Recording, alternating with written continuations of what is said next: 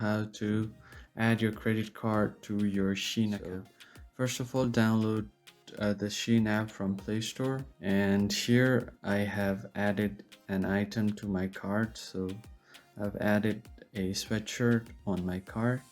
To add your credit card or any kind of payment method, you just click on checkout after you've added.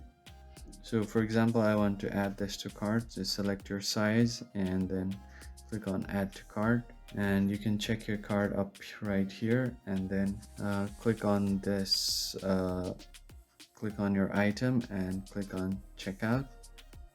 After you do this, you fill out all of these information and click on save. This will directly take you to the payment method, and there you can enter all of your credit card details and then check out, and you will be able to buy the products.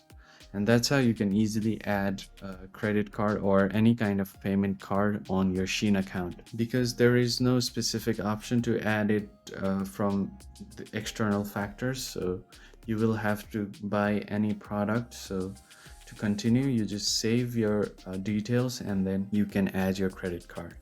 I hope you found the video helpful, and I'll see you on the next one.